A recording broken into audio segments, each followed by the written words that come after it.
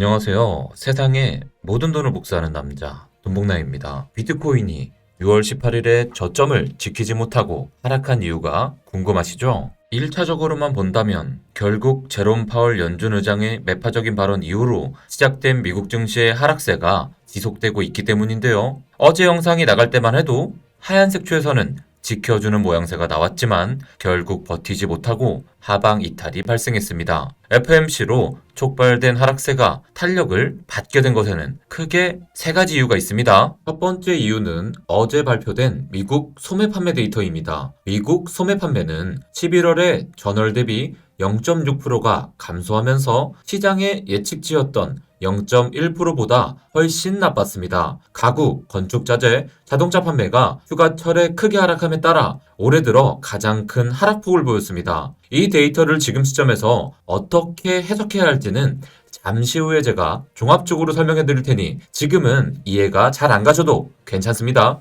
두 번째 이유는 미국 필라델피아 제조업 지수입니다. 시장의 전망치였던 마이너스 10%보다도 낮은 마이너스 13.8%로 나왔는데요. 지난 7개월 동안 6번째로 나온 부정적인 수치이며 최근 4개월은 연속으로 마이너스 수치가 나왔습니다. 매월 셋째 주 목요일마다 발표되는 필라델피아 제조업 지수는 필라델피아 연방은행이 관할하는 펜실베니아, 뉴저지, 델라웨어주 내의 250여 개의 제조업체에게 설문조사를 하여 지수가 0 이상이면 경기 확장 국면, 0 이하이면 경기 수축 국면으로 판단합니다. 방금 말씀드린 지역들은 전통적으로 철강이나 화학 같은 제조업이 강세들이죠. 자, 마지막 이유를 설명드리기에 앞서서 앞에서 말씀드린 두 개의 이유를 정리해드리도록 하겠습니다. 그 두 개가 뭐였죠? 네, 소매 판매 데이터와 제조업 지수였습니다. 이 두 데이터가 낮게 나왔다는 것은 모두 경기 침체를 가리키는 요소입니다. 자, 하나씩 따져볼게요. 현재 상황에서 높은 인플레이션과 고금리는 소비 지출을 둔화시키죠? 자, 생각해보세요.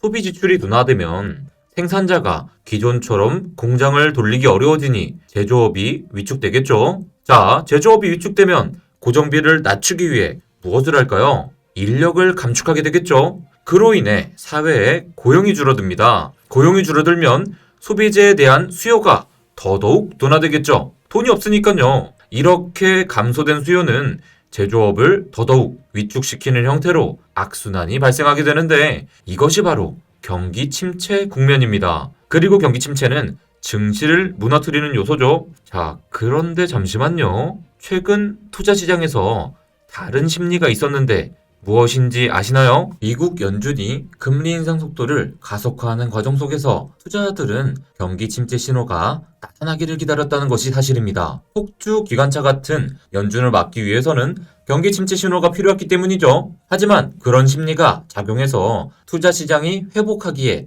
지금은 조금 복잡한 상태입니다. 투자자들이 경기 침체 신호가 나오기를 내심 기대했던 이유가 뭔지 잘 생각해 볼게요. 무엇일까요?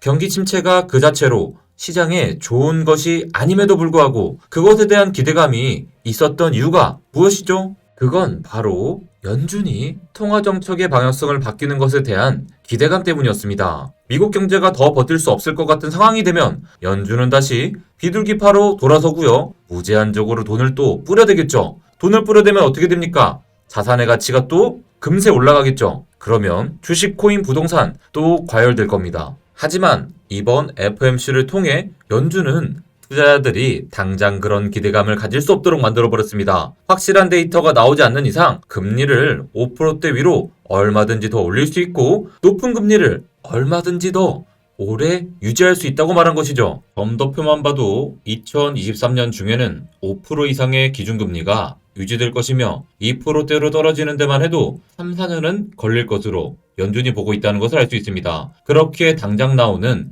작은 경기 침체 신호만으로는 연준의 방향성을 바꿀 수 없다는 것을 투자자들이 인지하게 된 것입니다. 지금까지 투자자들은 경기 침체라는 악재를 호재로 받아들이고 싶어 했지만 연준의 매파적인 노조로 인해 어중간한 악재는 그대로 악재로 작용해버리는 시장이죠. 코로나 팬데믹 이후로 세계 경제는 악재가 호재로 작용하는 데 익숙해졌습니다. 경제가 밥이 되고 실물 경제는 박살이 나는데 증시는 계속 올랐으니까요. 그 차이가 뭔지 아시겠나요? 연준이 매파적이냐 비둘기파적이냐 따라 갈리는 것입니다. 경제가 파탄이 나도 연준이 돈을 찍어가며 경기 부양을 하는 상황에는 증시와 코인 모두 활활 불탑니다. 하지만 연준이 매파적인 상황에서는 악재는 그대로 악재로 작용하게 되고 그에 따라 증시는 불황이 되는 것이죠. 코인도 나락이 가고요. 중앙은행의 유동성 공급이라는 인위적인 힘이 사라지면 시장은 원래의 경향성을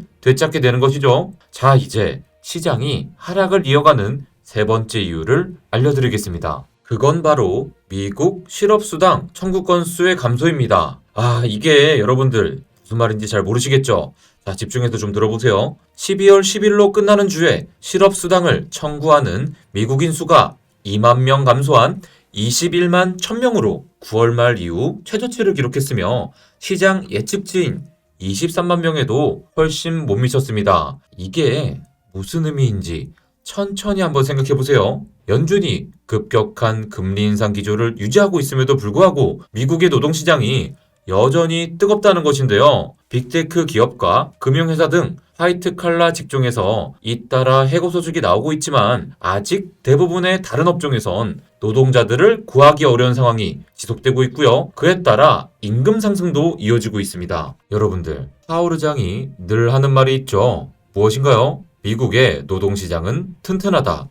이거 너무 많이 들었죠? 연준의 책무는 물가 안정과 최대 고용의 균형을 유지하는 것입니다. 여기서 최대 고용은 경제 성장을 의미하는데요. 코로나 이후로 연준의 목표는 경제 성장의 타격을 최소화하는 것이었기에 그 과정에서 어느 정도의 물가 상승은 감소했습니다. 하지만 지금의 연준은 물가를 잡는 것이 목표이기에 그 과정에서 어느 정도 경제 성장에 타격이 가는 것은 감수할 각오를 하고 있는 상태입니다. 그런데 그 와중에 노동시장이 튼튼하다는 데이터까지 나와버린 것이죠. 그럼 이제 연준은 보다 자신있게 긴축 통화 정책을 이어갈 수 있게 되기에 투자자들은 더욱더 보수적으로 될 수밖에 없습니다. 그러니 이제 여러분들도 계속해서 보수적인 관점을 유지하면서 이번 달에 산타랠리가 없을 가능성에 대해 대비할 필요가 있겠습니다. 코인 시장도 마찬가지입니다. 유동성이 받쳐주지 않으면 시장이 상승하기 어려운데 지금 코인 시장은 매우 낮은 유동성을 보이고 있습니다. 우선 보시다시피 비트코인 및 이더리움 선물의 미결제 약정 거래량이 크게 떨어졌습니다.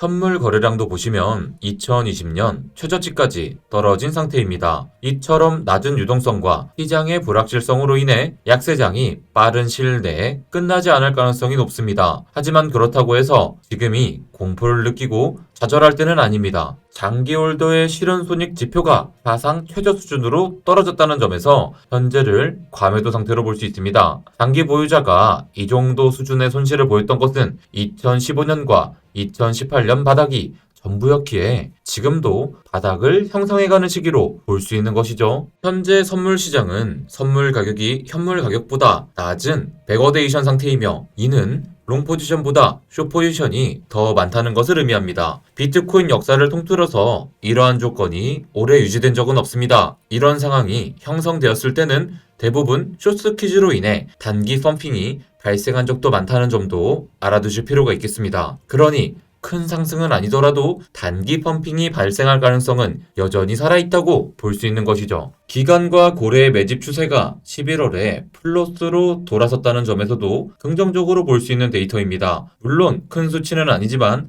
FTX 파산 이후로 처음으로 긍정적인 유입이 이뤄졌다는 점에서는 의미를 둘 수 있는 대목입니다. 이 차트에서 검은색 그래프는 비트코인 가격이고요. 주황색 그래프는 비트코인을 100개 이상 보유 중인 지갑의 숫자를 보여주는데요. 비트코인을 100개 이상 보유 중인 고래들이 최근 가파르게 늘어나고 있다는 점 또한 긍정적인 데이터로 볼 수 있습니다. 하지만 지난 7월, 8월의 경우에도 이런 움직임이 있었지만 가격은 하락했다는 점에서 이런 데이터가 무조건적으로 가격에 반영된다고 보기는 어려운 점도 있습니다. 4시간 차트상에서 확인되는 비트코인의 단기 추세는 하방입니다. 최근의 상승이 피보나치 0.5 라인에서 좌절되었을 뿐 아니라 어제의 하락으로 인해 6월 18일에 저점이 깨졌다는 것도 하방 압력을 가중시키는 요소입니다. 현재 비트코인은 하얀색 추세선에 걸려있는 상태인데 일단 여기서 가격이 더 빠지기 시작하면 추가 하락에 더 큰 힘이 실리게 된다고 보시면 되겠습니다. 자,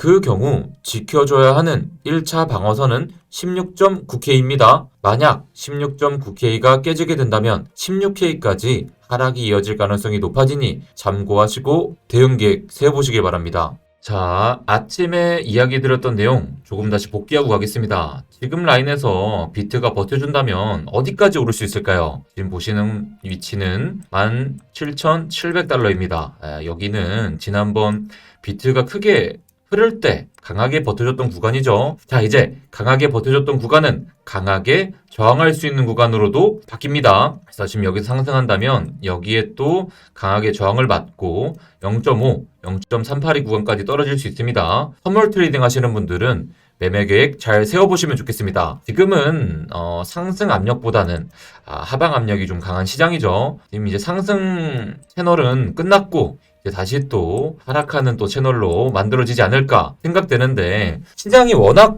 빠르게 변화합니다, 여러분들. 이 관점은 다시 또 내일 바뀔 수도 있어요. 그럼 어떻게 될까요?